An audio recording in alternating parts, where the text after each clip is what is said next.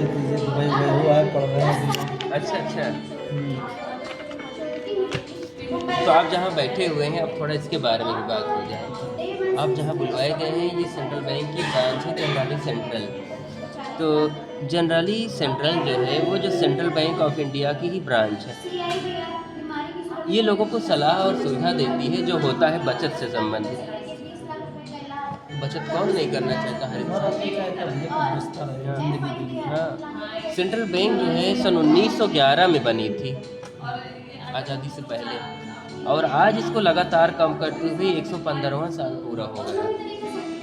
इसकी जो head office है वो है मुंबई में। कभी मुंबई आना जाना हुआ आप लोगों को? गए।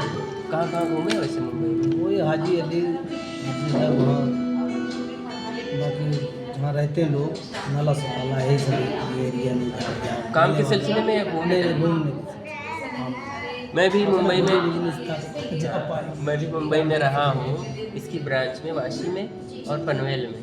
फिर उसके बाद 2 साल हो गए। हाँ, पनवेल भी गए। हाँ, चलिए, इसकी हेड ऑफिस मुंबई में विक्रोली में है। हाँ, विक्रोली वेस्ट। हमारे पड़ोसी रहते हैं वहाँ पे, उनका जो है अच्छा अच्छा सब्जी बनाते हैं। अच्छा अच्छा अच्छा विक्रोली में ही है। अच्छा, गए होंगे तो जान पता कर लेना, चाय बनाने का अपने कारखाना अच्छा अच्छा। मुंबई के हैं। अरे लम्बुआ के बहुत सारे लोग मुंबई में इतने बड़े बड़े हैं, क्या बताएं। एक लोग हैं, समझ लीजिए कि लम्बुआ बाज़ार के ही हैं, BMW से चलते हैं मुंबई में। एक बार मिले हमको, पूछने लगे तो हम बताए, बोले हम भी वहीं के रहने वाले हैं। लम्बुआ के बहुत सारे लोग हैं। तो इसकी साथ ही साथ इसकी जो है 4800 से ज़्यादा शाखा पूरे भारत में काम कर रही है। जैसे लम्बुआ में बैंक ऑफ बड़ौदा की बैंक है, उसको शाखा बोलते हैं, वैसे ही 4800 से ज़्यादा शाखा काम कर रही है। और इसके 1 करोड़ से ज़्यादा इसके कस्टमर हैं जो सेंट्रल बैंक की सलाह और सुविधा का लाभ उठा रहे हैं। तो क्या लगता है, अगर कोई भी बैंक 115 साल से काम कर रही हो तो बिना लाइसेंस के चल पाएगी क्या? बिल्कुल सही कह रहे हैं। इसको भारत सरकार के 2 केंद्र संस्थान है जिससे लाइसेंस मिला हुआ है, भारतीय रिजर्व बैंक ऑफ इंडिया, और इसको लाइसेंस मिला हुआ है IRDAI से, insurance regulatory development authority of India, और भारतीय रिजर्व बैंक ऑफ इंडिया, ये 2 जगह से इसको लाइसेंस मिला हुआ है। भाभी, आम दिनों में जो सेंट्रल बैंक लोगों को सलाह देती है वो होता है बचत से संबंधित, जैसे सेविंग अकाउंट हो गया, जैसे RD हो गया, फिक्स डिपॉजिट हो गया, जनरल इंश्योरेंस हो गया, लाइफ इंश्योरेंस हो गया, और जो है भारत सरकार का गवर्नमेंट बॉन्ड देती है आम दिनों में। लेकिन आज है सेंट्रल बैंक ऑफ इंडिया की एनिवर्सरी, तो आप ही के जैसे 20 परिवार अलग अलग टाइम पे बुलवाए गए। भाभी इधर ध्यान नहीं दे रही है, इधर ध्यान दीजिए जहाँ आप बुलवाए गए हैं। क्या हम जो बता रहे हैं वो सही नहीं लग रहा है भाभी? तो इधर ध्यान दीजिए। तो आप जहाँ बुलवाए गए हैं वो आप ही के जैसे 20 परिवार बुलवाए गए हैं, जिसमें जो स्पेशली इनवाइट किए गए हैं वो स्पेशली सेंट्रल बैंक की सुविधा है उसके बारे में विशेष तौर पर, खास तौर पर बताया जाएगा। पहला जो बताया जाएगा बच्चों से जुड़ा हुआ है, चाइल्ड फ्यूचर प्लानिंग से संबंधित। लगभग कितना समय लगेगा?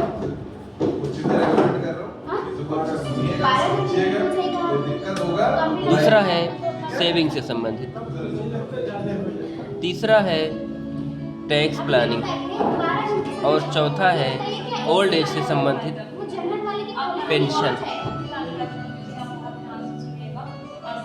आपके लिए ये चारों सुविधाओं में से सबसे ज़्यादा जरूरी क्या है? Child future planning, saving, tax या ओल्ड एज से संबंधित पेंशन।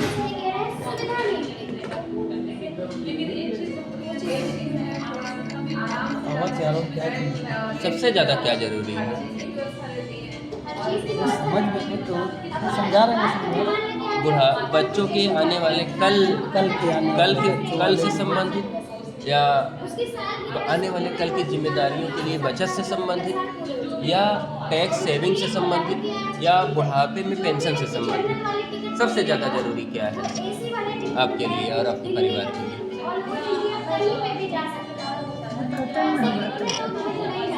बच्चों के लिए फ्यूचर अगर बढ़िया बने ठीक है, हम बिल्कुल बिल्कुल बच्चों के लिए ही हर इंसान पूरी लाइफ यहाँ सात समुंदर पार चला जाता है। हाँ, तो ठीक है। हाँ, 10-10 साल 20 साल पढ़े रहते। ठीक है मिशन से हम आगे जो भी जानकारी देंगे वो बच्चों के फ्यूचर से संबंधित ही होगी। आज के समय में हर एक इंसान खुद को और अपने परिवार को एक सुरक्षित जीवन देना चाहता है। भाभी, जाहिर सी बात है आप लोग भी चाहते ही होंगे। तो आज हम आपको एक ऐसा अच्छा और गारंटेड तरीका बताएंगे कि जिससे जल्द से जल्द अपने परिवार को सुरक्षित कर पाएँ। लेकिन उससे पहले भाभी, हमें आप लोगों का एक छोटा सा फैमिली सर्वे लेना होगा। वो सर्वे जो हमें आगे की जानकारी देना है उसमें मदद करेगा। तो भाभी से पूछेंगे, आप लोगों को बाहर अपना नाम बताया था हमने, भाभी याद है कि नहीं? क्या नाम बताया था हमने? नाम बता दूँ? क्या नाम बताया था भाई? हाँ, मेरा नाम अब्बास है। आज तारीख क्या है भाभी? भाभी नहीं बोल रहे, इसीलिए हम भाभी से बार बार पूछेंगे।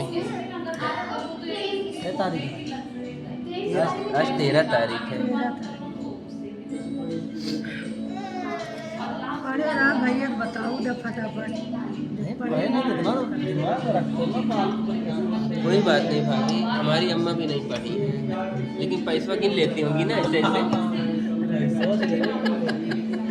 कैसे गिनती हैं? 1000 यहाँ, 1000 यहाँ, ऐसे गिनती हैं नहीं? 500 पहचानती है। अच्छा, 500 ये 1000 हमारी अम्मा तो 1000 यहाँ रखेंगी, 500 यहाँ रखेंगी, यहाँ रखेंगी, इतना हो गया। हाँ, हमारी अम्मा भी पढ़ी लिखी नहीं है भाभी। हाँ, आपका नाम है मोहम्मद अशफाक? नहीं, मोहम्मद इश्तियाक। अच्छा, इश्तियाक है।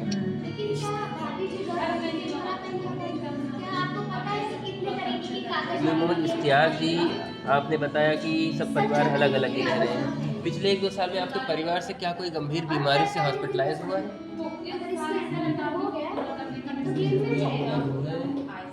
भाई थे हमारे, भाई 4 महीने हो गए। कोई बीमारी वगैरह? उनको मतलब लाइफ गिरा हुआ तो पहले हल्का सा खाली, उसके बाद में करीब 1 साल बाद दोबारा अटैक। हाँ, उसमें 3 अटैक आता है। हाँ, तीसरे अटैक में नहीं, दूसरा गया हल्के बच गया, तीसरा वो ले जाता है। एक बार आया, 2 बार, तीसरा वो अगर एक बार आया तो तीसरी बार आएगा। तो उम्र हो गई 50 की। अच्छा अच्छा। तो जिसको बीपी वगैरह का दिक्कत रहता है, बीपी लो हाई का, उनको अटैक बहुत जल्दी आता है। लो हाई। तो उनके इलाज में लमसम कितना खर्चा आया रहा होगा? लमसम अब उनके 8 बेटे रहे भैया, अपन इलाज करा। अच्छा अच्छा, 8 बेटे लोग, वो लोग इलाज करते। ठीक है। इलाज में मान लो तब भी लम्बो हम भी रहते थे साथ में। हाँ हाँ, क्योंकि हम शहर में यहाँ रह रहे हैं, कानपुर रहते थे, और सबसे ज़्यादा हम लोग को पकड़ते थे। हाँ। भतीजे लोग टैलेंट नहीं, डॉक्टर लोगों से बात करते और दवाइयों का तो थोड़ा सा हमें है सब चीज़ का। हाँ हाँ। तो हमको लखनऊ भागने ले चलना, कहीं भूटान को ले हाँ, चलना। हाँ। उनके इलाज अगर देखा जाए तो साल में करीब जो है 3-4 लाख रुपये 4-5 इससे तो आगे। हाँ, 5 लाख रुपए खर्चा आया। आपने बताया कि आपके 2 बेटा और 2 बेटी हैं। 2 बेटा और 2 बेटी हैं।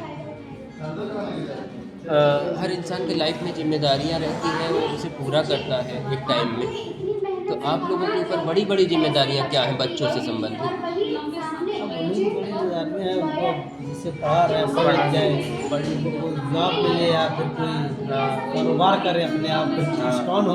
हाँ सही कह रहे हैं। जब बच्चे दिमाग में बैठा लेंगे तभी तो करेंगे। हाँ अभी तो उनका घूमे फिरने का है। हाँ वो तो है, अभी तो मौज मस्ती का टाइम है, साया है ना, यही तो टाइम रहता है बच्चों के।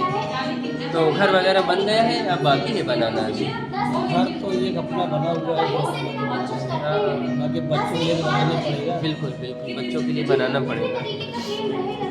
तो आने वाले कल की जिम्मेदारियों के लिए इंसान बचत करता है, जिससे वो जिम्मेदारियाँ पूरी होती हैं। कोई ज़मीन जायदाद खरीदता है, कोई सोना चांदी खरीदता है, कोई बैंक में बचत करता है, कोई बीमा करता है। तो आप लोग क्या भाभी? महंगाई है, देखा था देखिए चांदी सोना खरीद रहे। नहीं मतलब आने वाले कल के लिए कोई ना कोई बचत करता है इंसान, जिससे वो जिम्मेदारियाँ पूरी होती हैं। तो अशफाक जी, आपके लिए आपका परिवार ज़्यादा ज़रूरी है या मनोरंजन? और ये भी चलेंगे बिल्कुल सही कहा आपने। जिस तरह से आप लोगों ने हमारे सवालों के जवाब दिए हैं, हमें लगता है हम आपको एक अच्छा और गारंटेड तरीका बता सकते हैं। लेकिन उससे पहले हमें आपका ये सर्वे जो है अपने मैनेजर से वेरीफाई कराना होगा। अगर वो आकर आप लोगों के दिए गए इस सर्वे को वेरीफाई करते हैं तो ही हम आपको आगे की जानकारी कंटिन्यू कर पाएंगे। तो हम अपने मैनेजर को बुला रहे हैं। Call to the manager.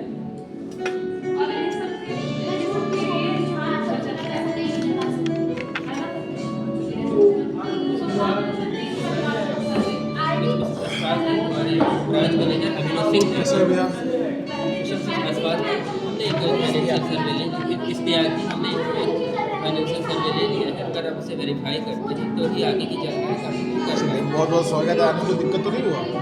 वैसे कहाँ के रहने वाले हैं भैया?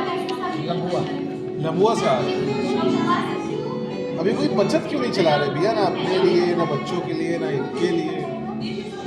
पढ़ाई लिखाई लगा रहे हैं, लेकिन बच्चे पहले उनको पढ़ाई लिखाई खर्चा तो जब तक ज़िंदगी भर चलेगा। अभी पढ़ा लिखा रहे हैं, अभी स्कूल में होंगे बच्चे, जब कॉलेज में चले जाएंगे तो फिर वहाँ फीस भरेंगे। तो भरते रहेंगे, अपने लिए तो कुछ बचा ही नहीं पाएंगे। चलिए खैर कोई दिक्कत नहीं, दे रहा है दुरुस्त पर कुछ चीज़ें रेकमेंड कर रहा हूँ, चीज़ों को अच्छे सुनिएगा, समझिएगा। कोई भी दिक्कत होगी इनके समझाने के दौरान में मेरा नाम अभिनव सिंह है, बुलाइएगा, चीज़ें अच्छी लगेंगी, फ़ायदा ज़रूर लीजिएगा। ठीक है?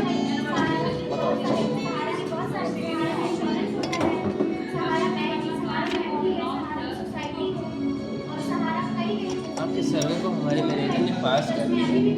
उन्होंने आगे की जानकारी जो बच्चों के फ्यूचर से संबंधित एक बचत का तरीका सजेस्ट किया है। तो हम वो बचत का तरीका बताएंगे तो बहुत ध्यान से सुनिएगा और समझिएगा उसको, क्योंकि मीटिंग के अंत में इन्हीं सबसे संबंधित हम सवाल भी करेंगे आप लोगों से। अगर आप लोग उन सवालों का जवाब हाँ में देते हैं तो सेंट्रल बैंक के VIP सिस्टम में आने का मौका मिलेगा। किसी भी कारण से आप लोगों का जवाब रहता है ना में, तो जो गिफ्ट वगैरह बताया गया है वो हम देकर आपको फ्री कर देंगे। हमारे मैनेजर ने अपने सर्वे को देखते हुए जो बचत का तरीका बताने को कहा है, उससे पहले एक छोटी सी टॉपिक पर डिस्कस करते हैं, उसके बाद वो बचत का तरीका बताएंगे। भाभी आपसे पूछेंगे कि कोई भी इंसान क्या जन्म से ही जिम्मेदार हो जाता है या जब वो काम करता है तब जिम्मेदार होता है? काम करा तो तब अपना हाँ, जिम्मेदारी हो जाए। वो काम करता है जब वो काम करे तभी जिम्मेदार हुए। अब काम करेगा, जब काम करेगा तब क्या आएगी? पैसा आएगा, आमदनी होगी, आय होगी। अब ये आमदनी से सबसे पहले एक जिम्मेदार व्यक्ति जो अपने बच्चों की बेसिक ज़रूरतें हैं उसे पूरा करेगा सबसे पहले। तो बेसिक ज़रूरतें जो है वो पूरा करेगा। उसके बाद बेसिक ज़रूरतों के बाद कुछ पैसा बचेगा तो अपने लिए कुछ पर्सनल एक्सपेंसेस जैसे आने जाने का किराया, मोबाइल का रिचार्ज, उस पर पर्सनल एक्सपेंसेस पे खर्चा करेगा। इससे कुछ पैसा बचेगा तो छोटा घर है तो बड़ा घर के लिए सोचेगा, पंखा लगा है तो कूलर लगवा तो सोचेगा, मतलब एक लग्जरी लाइफ के लिए सोचेगा। हाँ तब बढ़ता जाएगी हाँ, खैर फिर इसके बाद जो थोड़ा बहुत पैसा बचेगा उसको आने वाले कल के लिए बचत करेगा, सेविंग। यही सेविंग आने वाले फ्यूचर में उसको काम आती है। भाभी, क्या हर एक इंसान की जो जीवन रेखा है ऐसे सीधा सीधा ही चलती है? जीवन रेखा नहीं चलती ना। हर एक इंसान के लाइफ में उतार चढ़ाव आता है भाभी, सुख भी आता है और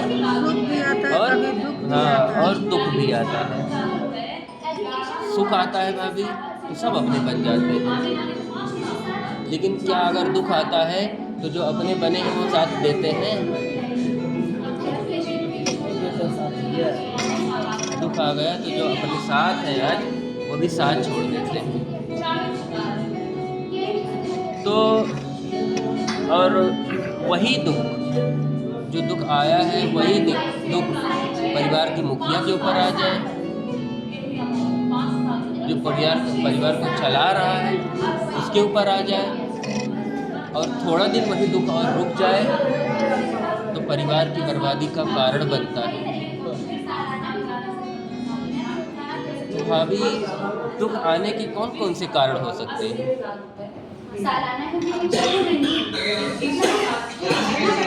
जैसे कि बीमारी।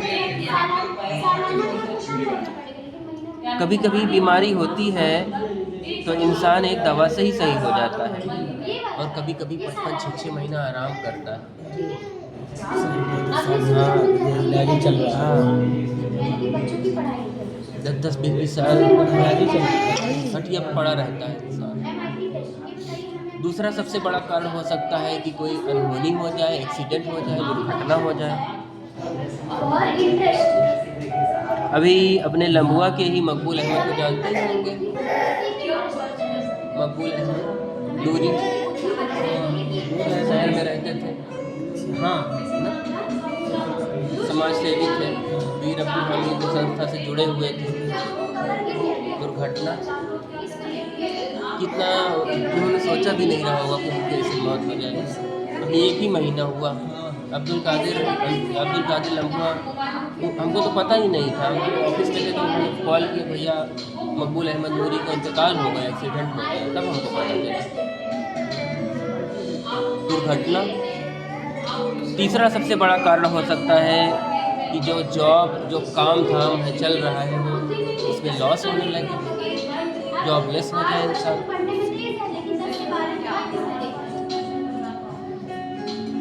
अगर ये सब चीज़ों से बचेगा तो बुढ़ापा तो आएगा ही, ओल्ड एज। इंसान आने वाली कल की जिम्मेदारियों के लिए बचत करता है। जैसे कोई देखेंगे तो आप, कोई एफडी कराता है, कोई ज़मीन खरीदता है, कोई सोना चांदी खरीदता है,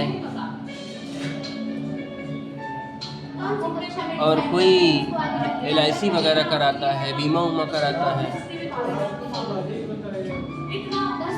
कहीं ना कहीं व्यक्ति बचत करता है।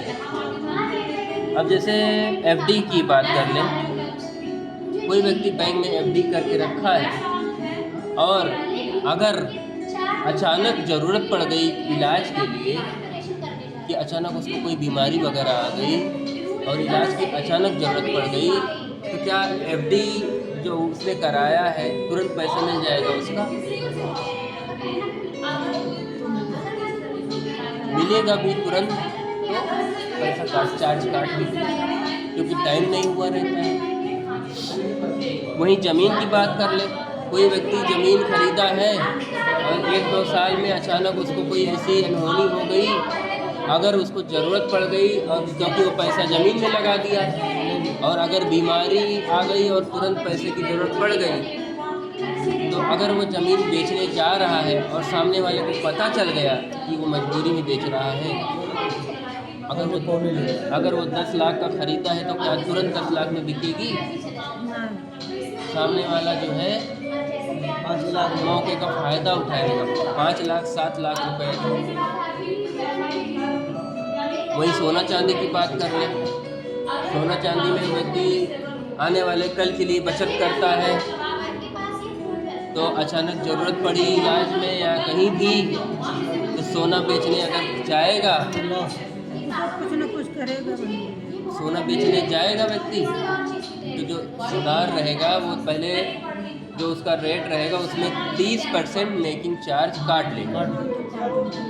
और उस व्यक्ति को तुरंत इलाज की ज़रूरत है, डॉक्टर तो सोना देख के इलाज करेगा नहीं, सबसे पहले उसको इलाज पैसा चाहिए, तब डॉक्टर हाथ लगाएगा।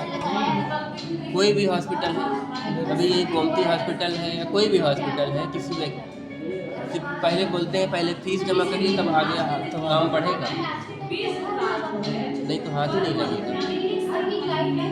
वहीं कोई व्यक्ति मान लीजिए कि अपने आने वाले कल के फ्यूचर की जिम्मेदारियों के लिए अपने जीवन में अपनी जीवन की सुरक्षा करके रखा है, कोई बीमा वगैरह करा के रखा है, लाइफ इंश्योरेंस कराया है, और उसको अचानक भी ज़रूरत पड़ गई, भी नहीं मिलेगा, तो कैसे पूरा होगा?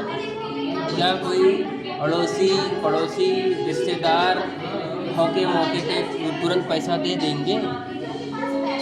चलिए कभी दे भी देंगे तो लेकिन उसकी कोई गारंटी नहीं है कि कोई हमारी मजबूरी में काम आएगा, कोई नहीं काम आता। अभी हमारे मोहल्ले में ही चारेपट्टी रोड पे एक कैलासा करके हैं, उनके बेटे को जो है पैर में, जो खेत में गए थे काम करने, और पैर में लग गया फरुआ, फावड़ा जो रहता फावड़ा लग गया, और रातों रात वो पूरा काला पड़ने लगा। लखनऊ लेके भागे और उनके इलाज में कम से कम हफ्तन पड़े थे वो, और उसमें 10 से 12 लाख रुपए लग रहा था। उनके पास खेत, बहुत हमारे लोग के पास खेत रहता ही, और उनकी अम्मा जो है वो खेत बेची, वही 12-15 लाख रुपए वाला जो खेत था, सामने वाले ने मौके का फ़ायदा उठाया और कितने में खरीदा? 7 लाख। 7 लाख में लेके तुरंत हाथों हाथ लिखवा लिया। हाँ, आज वही खेत की कीमत 35 लाख हो गई है। तो ये समझ लीजिए कि इंसान की ज़िंदगी में उतार चढ़ाव आता है, कोई बीमारी या दुर्घटना हमारे साथ या आपके साथ, किसी के साथ क्या बता के होती है, कब किसके साथ क्या बीमारी हो जाए, कब क्या अनहोनी हो जाए, किसी को नहीं पता। तो इन्हीं सब चीज़ों को देखते हुए सेंट्रल बैंक ने एक बचत का तरीका निकाला है कि व्यक्ति की लाइफ में अगर कोई उतार चढ़ाव भी आए, कोई दुख मुसीबत भी आए, कोई बीमारी भी आए, तब भी उसे किसी के सामने हाथ न फैलाना पड़े और अपनी ज़मीन जायदाद, एफडी, प्रॉपर्टी तोड़ने बेचने की नौबत ना आए। तो वही बचत का तरीका हम बताने जा रहे हैं, तो बहुत ध्यान से सुनिए, जो बच्चों से जुड़ा हुआ है और आने वाले बच्चों के फ्यूचर से जुड़ा हुआ है।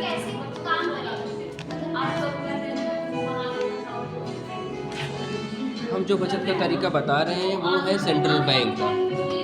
इस तरीके का नाम है भाभी long term income plan.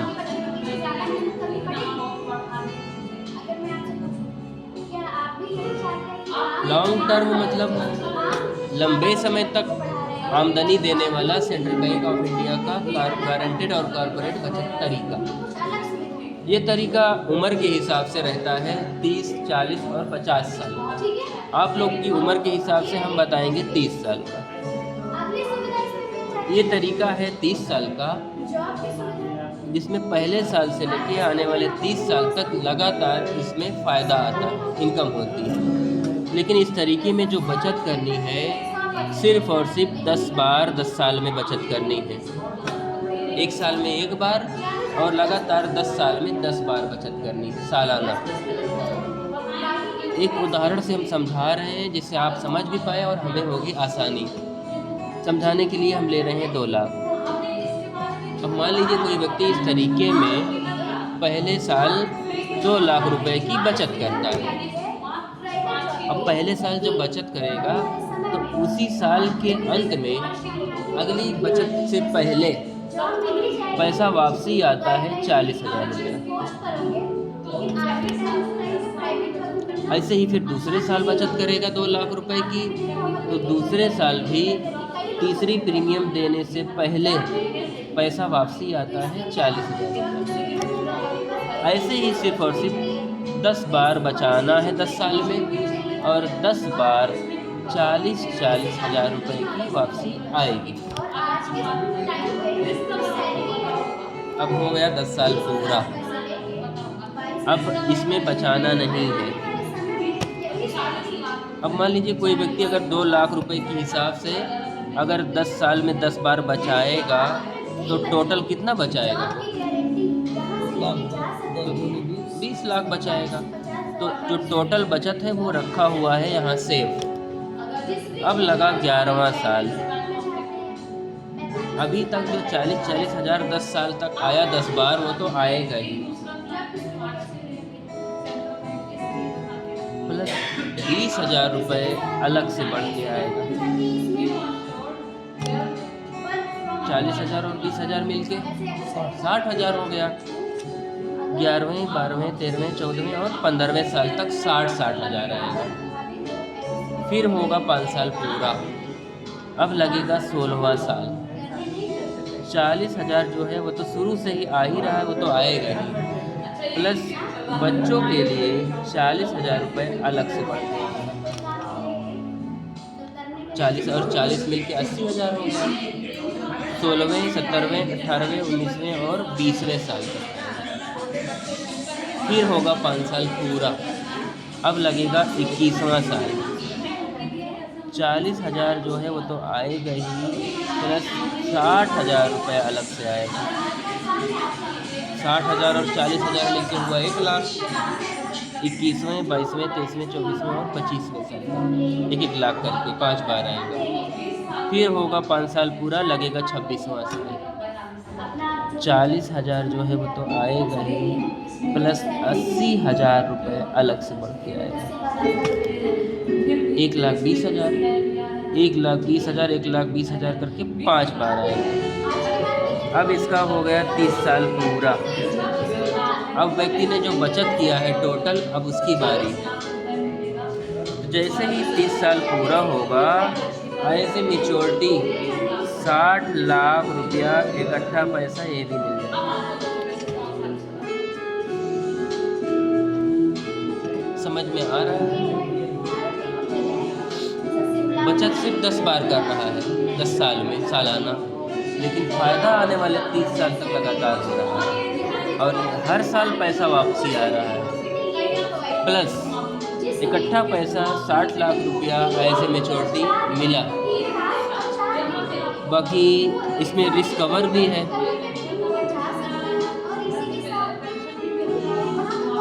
Risk cover तो जानती होगी भाभी, आप रिस्क कवर जानते हैं? भाभी रिस्क कवर तो जानती हैं क्या होता है? रिस्क कवर बता रहे हैं भाभी। जैसे मान लीजिए हम हुए या भैया हुए, कोई भी व्यक्ति हुआ, जब घर से बाहर निकलता है तो इसकी कोई गारंटी नहीं है कि शाम को सही सलामत घर आएगा। इसी को कहते हैं रिस्क। अब मान लीजिए कोई व्यक्ति घर से बाहर निकला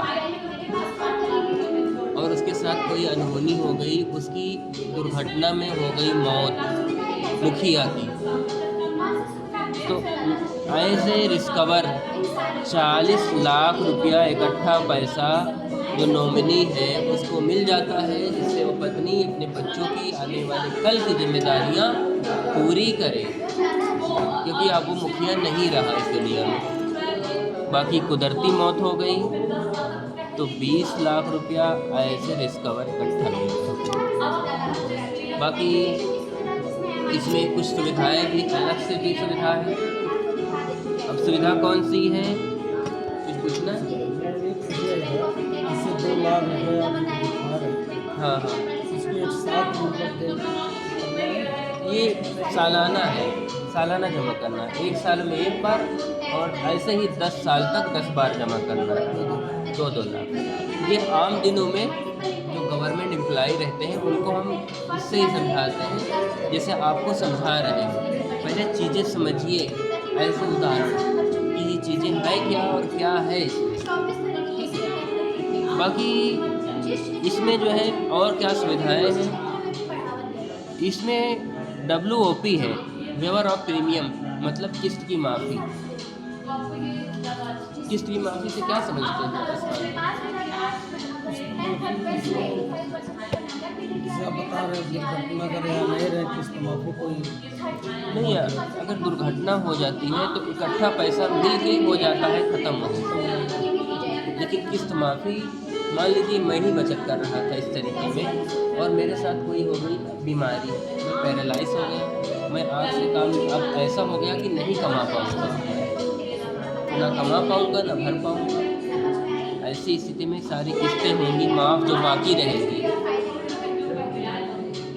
चाहे वो एक ही किस्त जमा किया था या 2 ही किस्त जमा किया था, सारी जो किस्त बाकी रहेगी वो होगी पूरी माफ़। लेकिन ये वापसी जो शुरू से आ रही है ये लास्ट तक आएगी और ये पैसा इकट्ठा ऐसे मैच्योरिटी मिलेगा, चाहे वो एक ही बार या 2 बार ही जब बचत किया था तब भी। अब किस्त माफ़ी तो हो गई, लेकिन जो बच्चे हैं, जो रोज़मर्रा की ज़रूरतें हैं, उसे पूरा करने के लिए जो मुखिया कमा रहा है तो पूरा हो रहा था, लेकिन मुखिया जब डिसेबल हो गया है तो कौन पूरा करेगा? क्या भाभी कोई पड़ोसी रिश्तेदार, कोई मायके वाले, ससुराल वाले कोई पूरा करते हैं? कोई नहीं पूरा करता। तो ऐसी स्थिति में यहाँ तक कि कभी कभी पत्नी को घर से बाहर तक निकलना पड़ जाता है काम करने के लिए। हमारे मायके वाले हैं नहीं, क्यों क्यों नहीं? भैया भी नहीं है आपके? आप अकेली थी? नहीं, एक बहन, अच्छा, 3 बहन एक थी। बहन एक खत्म हो गई, 2 बच्चे। एक टाइम के बाद भाभी सबका मायका धीरे धीरे समाप्त हो जाता है। सब संसारी हाँ, वो संसारिक है, कोई अमर नहीं है भाभी, सबको जाना है। हम हुए या आप हुए, कोई बड़ी रही। तो इसमें जो है हर महीने FIVR है, लेकिन मतलब मुखिया डिसेबल हो गया, नहीं कमा पा रहा है, तो पत्नी को किसी के सामने हाथ नहीं फैलाना है। FIVR family income benefit rider है, जिसमें 20,000 रुपये हर महीने पेंशन मिलता रहता है, जिससे वो पत्नी अपने बच्चों की आने वाले जिम्मेदारियां, रोज़मर्रा की ज़रूरतों को पूरा करे, कहीं बाहर ना निकलना पड़े। बाकी कोई ऐसी स्थिति आ गई कि गंभीर बीमारी हो गई, गंभीर बीमारी जैसे पैरालाइज हो गया व्यक्ति, किडनी फेल हो गई, कैंसर हो गया, ब्रेन ट्यूमर हो गया, ऐसी गंभीर बीमारी।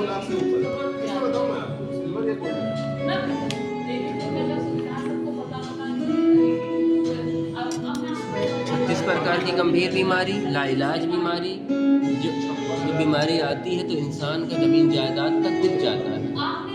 तो 36 प्रकार की गंभीर बीमारियों के इलाज के लिए central Bank of India medical की व्यवस्था देती है। इसमें मेडिकल में क्रिटिकल इलनेस बेनिफिट राइडर है, इसके माध्यम से 10 लाख रुपए से लेके 20 लाख तक दवा की व्यवस्था, जिससे वो व्यक्ति ऑल ओवर इंडिया बड़े से बड़े हॉस्पिटल में जाके इलाज कराएगा।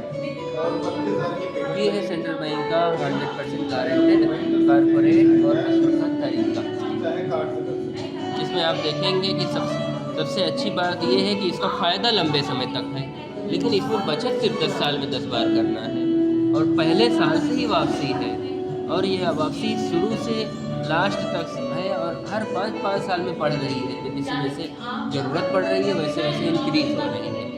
जैसे 40 हज़ार रुपया 10 बार आया, 4 दहम्मा 40, 4 लाख ये हो गया। उसके बाद 60 हज़ार रुपया 5 बार आया, 6 5 6 30, 3 लाख ये आया, 4 लाख ये आया, 5 लाख ये आया, 6 लाख ये आया, लगभग 22-23 लाख रुपया ये अलग ये वापसी आया, जो व्यक्ति निकाले और खर्चा करे वो आया। बाकी जब 30 साल पूरा हो गया 60 लाख रुपया ऐसे मेच्योरिटी इकट्ठा पैसा ये भी मिल गया। बाकी कोई अनहोनी हुई तो रिस्कवर आया, डिसेबिलिटी आ गई कि नहीं कमा धमा पा रहा है तो किस्त माफ़ी, हर महीने 20,000 रुपये पेंशन, कोई गंभीर बीमारी आई तो इलाज की व्यवस्था। समझ में आया। बाकी एक बचत का तरीका और है, न्यू एश्योर्ड वेल्थ प्लान। ये भी सेंट्रल बैंक का ही गारंटेड कॉर्पोरेट और ट्यूलिप तरीका है। ये तरीका भी सेम, इस तरीके में भी 10 साल में 10 बार बचाना है, सालाना बचाना है एक बार, और ऐसे ही 10 साल में 10 बार सालाना बचाना है। पहले साल से लेके 10 साल तक 10 बार बचाएगा व्यक्ति। 2 लाख रुपए के हिसाब से अगर 10 बार बचाएगा तो टोटल वो 20 लाख रुपया बचा चुका है। फिर इसमें वेटिंग टाइम है 5 साल का और वेटिंग टाइम है 10 साल का। अब मान लीजिए 10 बार बचत किया और वेटिंग टाइम रखा 5 साल का। फिर जैसे ही 5वां साल पूरा होगा, आय से मेच्योरिटी 25 लाख रुपया इकट्ठा पैसा मिल जाएगा। अगर यही टाइम को 5 साल और बढ़ाया तो 42 लाख रुपया आय से मेच्योरिटी इकट्ठा मिलेगा। प्लस ये दोनों बचत के तरीके सेंट्रल भारत सरकार के अंडर, हाँ, दोनों बचत के तरीके भारत सरकार के अंडर ATC के तहत आते हैं। ATC और ये 1010D के तहत आते हैं। भारत सरकार के अधिनियम इनका अनुच्छेद 80C और 1010D के तहत आता है। 80C की मतलब ये है कि अगर कोई व्यक्ति इनकम टैक्स रिटर्न फाइल कर रहा है तो इसमें 1.5 लाख तक की छूट पा सकता है। और 1010D मतलब ये सारी व्यवस्थाएं जो हैं, जैसे 60 लाख रुपया है, अभी कोई 60 लाख की ज़मीन खरीदेगा तो उसको टैक्स देना पड़ेगा, लेकिन ये अंडर ATC के तहत आता है और 1010D के तहत आता है। इसके लिए ये सारी अमाउंट टैक्स में छूट है, 0% का टैक्स है इसमें। हाँ, ये बाकी ये हुआ। जैसे इस तरीके दे रहे हैं, GST दे रहे हैं, टैक्स दे रहे हैं। हाँ, इनकम टैक्स रिटर्न फाइल भरते हैं आप, तो इसमें 1010D के तहत और ATC के तहत टैक्स में 1,50,000 रुपये का छूट पा सकते हैं। इसके बारे में और अच्छे से थोड़ा हम अपने मैनेजर से क्लियर करवा दे रहे हैं।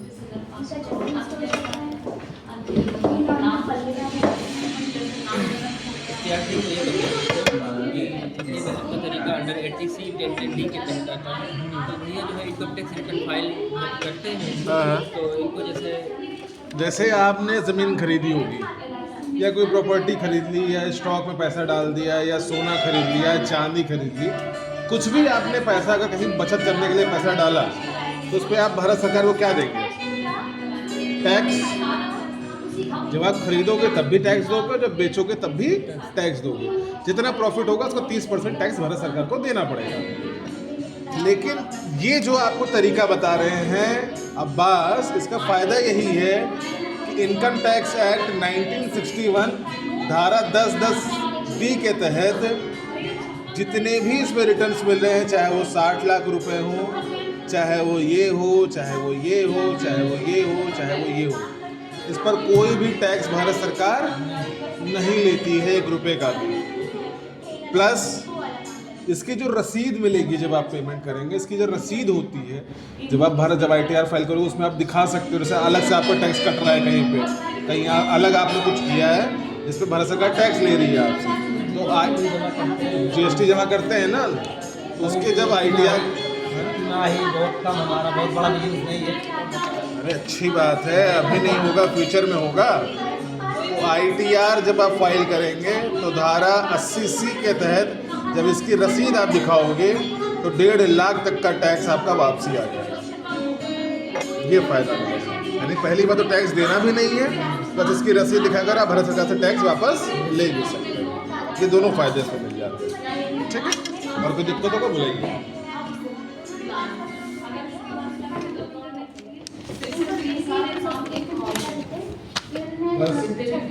प्लस इस तरीके में भी एक्सीडेंट से डेथ हुई तो 40 लाख रुपया एज ए रिस्क कवर, बाकी नेचुरल डेथ हुई तो 20 लाख रुपया एज ए रिस्क कवर, बाकी कोई गंभीर बीमारी हुई CIBR है जिसमें 10 लाख रुपए से लेके 20 लाख तक दवा की व्यवस्था है। बाकी FIBR है जैसे इसमें है, सिर्फ इसमें WOP जो है वेवर ऑफ प्रीमियम, इस तरीके में वेवर ऑफ प्रीमियम नहीं है, किस्त माफ़ी नहीं है इस तरीके में। जैसे इसमें किस्त माफ़ी है, इस तरीके में 10 साल में 10 बार बचाना है और हर साल वापसी है। इस तरीके में सिर्फ 10 बार बचाना है, इसमें वापसी नहीं आएगा। जैसे ही 5 साल पूरा होगा इकट्ठा पैसा मिल के ख़त्म हो जाएगा। ये है। देना है, हाँ, उसके बाद 5 साल का वेटिंग टाइम है। 5 साल वेटिंग टाइम। हाँ, 10 बार जब बचत किया 10 साल में, 5 साल वेटिंग किया, जैसे ही 5 साल पूरा हुआ 32 लाख रुपया ऐसे मेच्योरिटी इकट्ठा पैसा मिला। अब ये जो पैसा 32 लाख रुपया है, इस पर एक पैसा टैक्स नहीं आएगा, 0 जाएगा ना। हाँ, 15 साल। जैसे ही 15वां साल पूरा हुआ 32 लाख रुपया ऐसे मेच्योरिटी मिला। जमा हो गया मेरा 15-20। हाँ हाँ, मतलब 20 लाख रुपया जमा हुआ तो इसमें 32 लाख रुपया मिला, मतलब 12 लाख रुपया इसका अलग से फ़ायदा आया। ये तो दोनों बचत के तरीके में सबसे अच्छा बचत का तरीका कौन सा लगा आपको?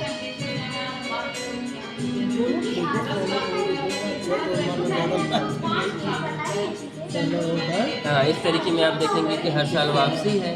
अब ये वापसी जो है व्यक्ति निकाले, अब खर्चा करे, अपने ऊपर लगाए उसको, न पड़ा रहने दे या उसी में और जोड़ के अगला प्रीमियम जमा कर दे। ये कोई डिसेबिलिटी आई किस्त माफ़ी है, बाकी कोई अनहोनी हुई तो रिस्कवर है, कोई गंभीर बीमारी आई तो इलाज की व्यवस्था है। मुखिया के साथ डिसेबिलिटी आ गई, मुखिया पैरालाइज हो गया, अब वो काम धाम नहीं कर पाएगा तो फैमिली इनकम बेनिफिट राइडर है, 20,000 रुपये हर महीने पेंशन। ये बाकी इस तरीके में भी डिस्कवर है, एक्सीडेंटल डेथ, नेचुरल डेथ पे, बाकी गंभीर बीमारियों के इलाज की व्यवस्था है। बाकी आइए देखते हैं कि आज है सेंट्रल बैंक ऑफ इंडिया की एनिवर्सरी। छोटा जो है प्रोग्राम बचत वाला छोटा कोई नहीं है। पहले चीज़ें आप समझ लीजिए कि क्या चीज़ें हैं, कैसे हैं, उसको अच्छे से हाँ, वही मानो बच्चे का अच्छे से समझिए, महीने 5,000 रुपये महीने जमा करना। अच्छे से समझिए है क्या चीज़ और इसमें क्या है क्या नहीं है, कौन सा इसमें सेक्शन आ रहा है, कौन सी चीज़ें नहीं मिल रही हैं, वो भी देखिए। हाँ, साथ ही साथ आज है सेंट्रल बैंक ऑफ इंडिया की एनिवर्सरी है, तो आज आप ही के जैसे जो 20 परिवार बुलवाए गए हैं, जिसमें अलग अलग टाइम पे परिवार बुलवाए गए हैं, सबको एक साथ नहीं बुलाया गया। 20 में से 5 परिवारों में ऐसे परिवार होंगे जिनको आज ये बचत के तरीके के साथ कुछ सुविधाएं मिलेंगी, और वो सुविधाएं क्या हैं और कैसे मिलेंगी, किसको मिलेंगी, आइए एक छोटा सा एक ट्रेन का उदाहरण देकर समझाते हैं, फिर वो सुविधा बता के हम क्लियर करते हैं। बहुत आसान सा एक उदाहरण दे रहे हैं आपको। ट्रेन में 3 तरह के डिब्बे होते हैं, जनरल, स्लीपर और AC। 3 तरह का डिब्बा होता ही है भाभी, सब जाते हैं तो साथ में ही, लेकिन किराया अलग अलग क्यों रहता है जब साथ में ही सब जाते हैं? सुविधा है। हाँ, सुविधा है। अब मान लीजिए आज हो रेल मंत्रालय की सालगिरह 150वीं, सिर्फ समझा रहा हूँ ये उदाहरण के लिए, सच नहीं है। मान लीजिए 150वीं सालगिरह हो आज रेल मंत्रालय की, और रेल मंत्री ये कह दे कि आज जो है कोई व्यक्ति जनरल का टिकट लेगा और आज AC के डिब्बे में जो आज सीटें खाली रहेंगी आज बैठकर जाएगा। जो आज बैठ के गया है जनरल वाला टिकट लेके AC में, क्या कल यही सुविधा मिलेगी? कल तो जो कोई जनरल का टिकट लेके फिर जाएगा, भगा दिया जाएगा बाहर, फाइन लग जाएगा उसका, क्योंकि आज एनिवर्सरी थी इसीलिए आज मिला था। ठीक वैसे ही आज है सेंट्रल बैंक ऑफ इंडिया की 115वीं एनिवर्सरी सालगिरह है। इसी के उपलक्ष्य में ये सेमिनार जो रखा गया है, इसमें 20 परिवार बुलवाए गए हैं। उनको कुछ सुविधाएं दे रही है सेंट्रल बैंक इस बचत के तरीके के साथ। ये जो सुविधा है कॉरपोरेट लेवल की सुविधा है, इस सुविधा के बल पर सेंट्रल बैंक ऑफ इंडिया को बेस्ट सर्विस प्रोवाइडर का अवार्ड मिल चुका है पिछले 30 साल से। अब ये सुविधा इसका आम दिनों में 1,25,000 रुपया चार्ज लेती है, लेकिन भाभी आज आप ही की जैसे जो 20 परिवार इनवाइट किए गए स्पेशली, उसमें से सिर्फ 5 परिवार ऐसे होंगे जिनको आज उस बचत के तरीके के साथ ये सुविधाएं फ्री ऑफ कॉस्ट में मिलेंगी। आइए देख लेते हैं कि कौन कौन सी सुविधा है जो 20 में से 5 परिवारों को स्पेशली दे रही है और वो भी फ्री ऑफ कॉस्ट में। जिसमें पहली सुविधा बच्चों के लिए है, जो बच्चे पढ़ लिख रहे हैं उनके लिए। एजुकेशन, शिक्षा, 10वीं और 12वीं तक तो कोई भी पढ़ा देता है ना, रिक्शे वाला भी अगर बच्चा पढ़ने में अच्छा है तो पढ़ा देता है। मेन दिक्कत कब आती है? आगे नहीं पढ़ा पाते। आगे जैसे आप ही के बच्चे हैं, उसमें से कोई बच्चा ये कह दे कि हम कोई प्रोफेशनल कोर्स करना चाहते हैं, हम MBA करना चाहते हैं, हम बिजनेस एडमिनिस्ट्रेशन का कोर्स करना चाहते हैं, कोई भी कोर्स करना चाहते हैं और उसमें फ़ीस लग रही हो 10 लाख 20 लाख या इससे भी ज़्यादा लग रही है, तो 20 में से 5 परिवार में जिनका सिलेक्शन हुआ रहेगा, उनके बच्चों को आगे की जो पढ़ाई है उसमें 50% का स्कॉलरशिप। अब आपका बड़ा ही बेटा 12वीं में पास हो रहा है, अभी बोल रहे हैं उसका बिजनेस में इंटरेस्ट है, बिजनेस से रिलेटेड भी बहुत सारी पढ़ाई होती है जिससे वो बिजनेस और आगे लेवल पे बढ़ता है। तो कोई कोर्स कर रहा हो, MBA कर रहा हो बिजनेस का या कोई भी कोर्स कर रहा हो, हाँ, और उसमें फ़ीस लग रही हो, मान लीजिए कि 20 लाख लग रही हो या 10 लाख लग रही हो, हाँ, जो भी फीस लग रही हो उसका आधा Central Bank of India as a scholarship देती है और आधा पैसा पहले उसको अरेंज करना पड़ता है, जिससे वो बच्चा आगे की पढ़ाई आसानी से करे, प्रॉब्लम ना आए उसको। क्योंकि इसकी कोई गारंटी नहीं है जब बच्चे उस लेवल पे पहुँचेंगे तो हमारे साथ उतार चढ़ाव आएगा कि नहीं आएगा, कोई कितना भी बचत करके चल रहा है। ये सुविधा है। दूसरी सुविधा इसमें ये है, सबसे अच्छी सुविधा ये है कि इसमें क्लेम की सुविधा है। क्लेम के बारे में कुछ जानते हैं?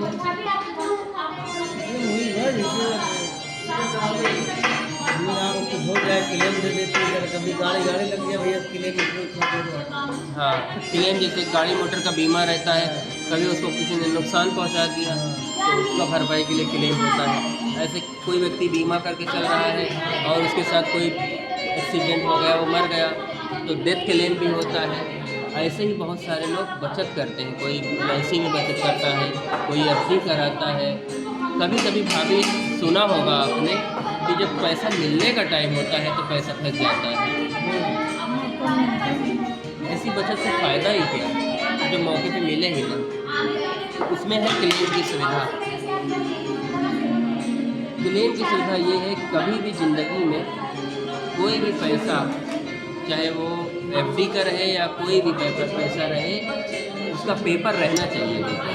पेपर है और पैसा फंसा है तो क्लेम असिस्टेंट टीम बैठी है, वो पैसा निकलवा के देगी। बस ये है कि वो पैसा मार्केट बेस पे न फंसा हो, जैसे म्यूचुअल फंड हो गया, ऐसी जगहों पे पैसा न फंसा हो, क्योंकि वो सब रिस्क रहता है, मार्केट से रिलेटेड रहता है। मार्केट डूबती है तो पैसा डूबता है, वो मिलता नहीं है। जैसे FD हो गया, कोई बीमा वगैरह हो गया, ऐसी चीज़ें हैं और उसका पेपर है तो वो पैसा निकलवा के central Bank of India claim की सुविधा के माध्यम से देगी।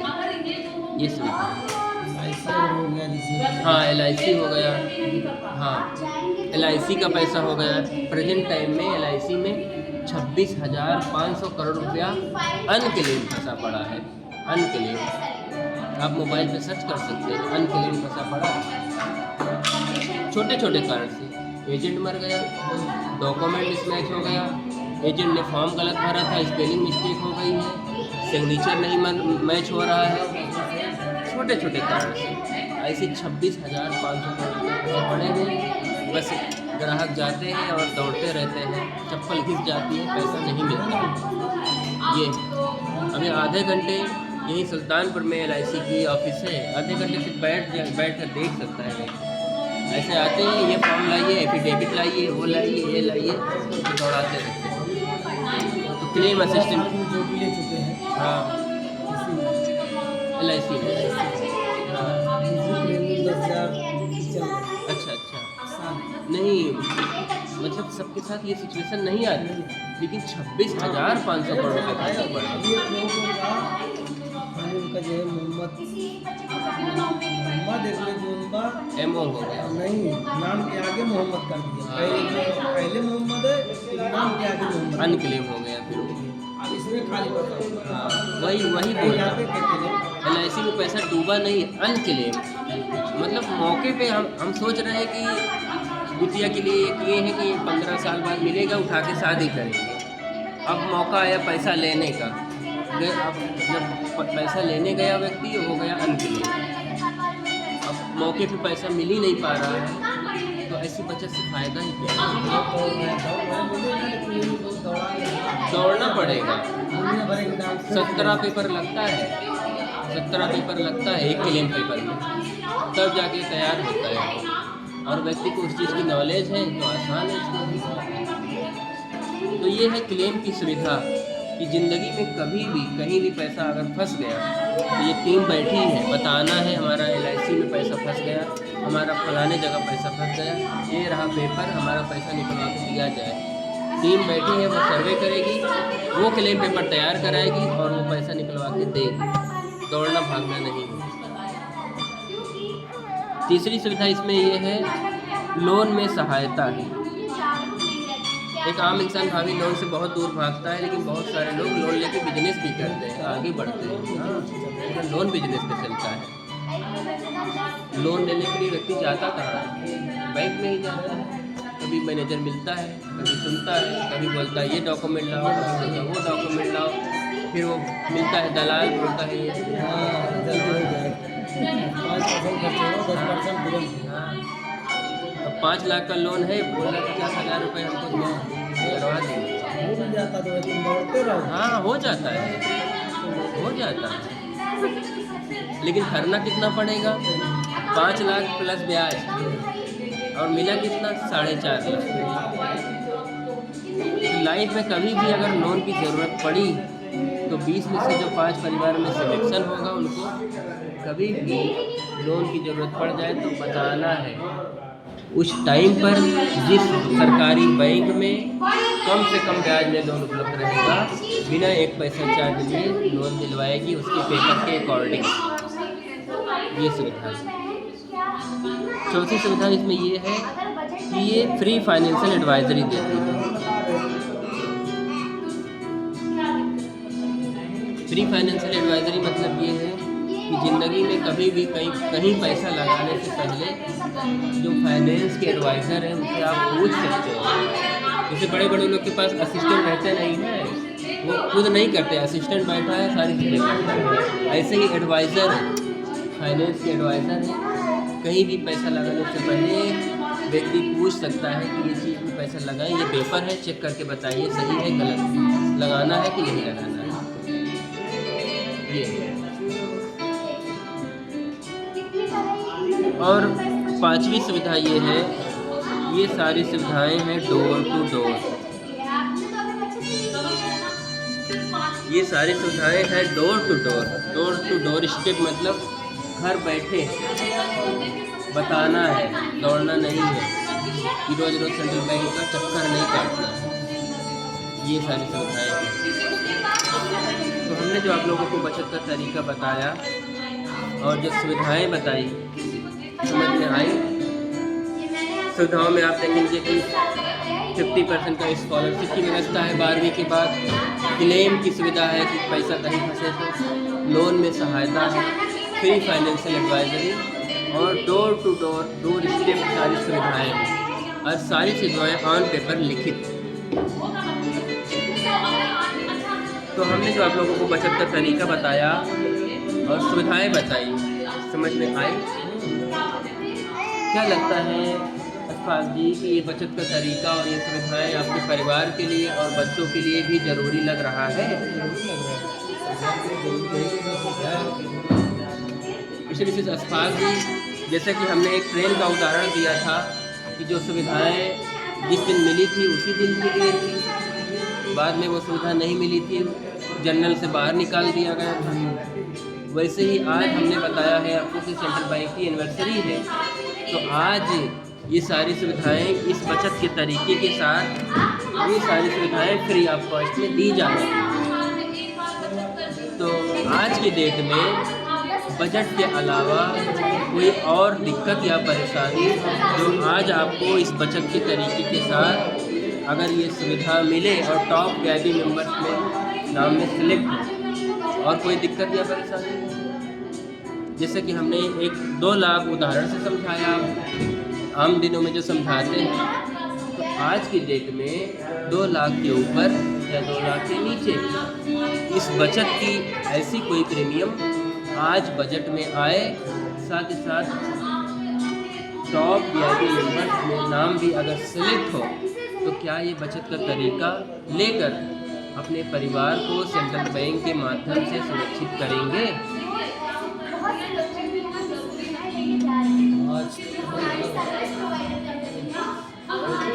₹1 से लेकर 2 लाख के बीच में हमने 2 लाख उदाहरण से समझाया। आज की डेट में अगर इसकी कोई भी प्रीमियम बजट में आए, तो क्या ये बचत के तरीके के साथ ये जो सुविधाएं मिल रही हैं, इसके माध्यम से अपने परिवार को सेंट्रल बैंक के माध्यम से आज से सुरक्षित करेंगे? सुरक्षित तो करें, आज तो नहीं हो पाएगा, मान लो भाई दिन और कुछ दिन सुविधाएं आज ही के लिए हैं, आम दिनों में रहती हैं 2 लाख, 3 लाख, 4 लाख, 5 लाख, जिसमें 55 लाख का ITR फाइल लगता है। लेकिन आज एनिवर्सरी है, तो आज जैसे कि हर एक सक्सेसफुल कंपनी की अपनी एक मार्केटिंग पॉलिसी होती है, वैसे ही सेंट्रल बैंक की भी अपनी एक मार्केटिंग पॉलिसी है। हाँ, जैसे भाभी और भाई, कम पैसे में ज़्यादा प्रॉफिट लेना अच्छा है या ज़्यादा पैसे में कम प्रॉफिट लेना? कम पैसे में ज़्यादा प्रॉफिट। आज जो है तो आज कम प्रॉफिट में कम पैसे में ज़्यादा प्रॉफिट, लेकिन सुविधाएं आज ही के लिए हैं।